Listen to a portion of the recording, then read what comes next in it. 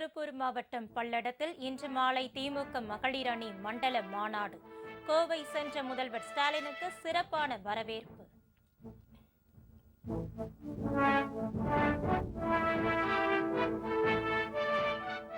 பாமகவின் தலைவராக ராமதாஸை தேர்வு செய்து சேலம் பொதுக்குழுவில் தீர்மானம். கூட்டணி பேச்சு நடத்தவும் ராமதாஸுக்கு அதிகாரம்.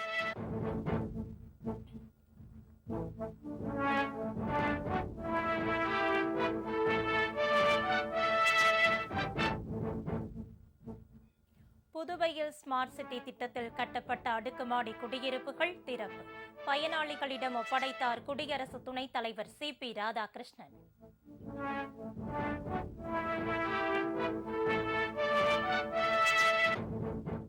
சமவேளைக்கு சம ஊதியம் கேட்ட ஆசிரியர்கள் 4வது நாளாக போராட்டம். கை கால்களை பிடித்து தூக்கி சென்று வலுக்கட்டாயமாக கைது செய்தது காவல்துறை.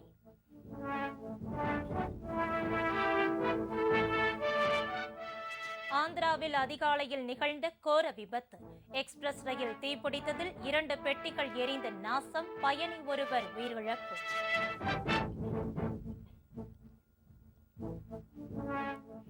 உன்னாவ் சிறுமி பாலியல் வழக்கு. முன்னாள் பிஜேபி MLAவுக்கு வழங்கிய ஜாமீனை ரத்து செய்து உயர்நீதிமன்றம் அதிரடி உத்தரவு.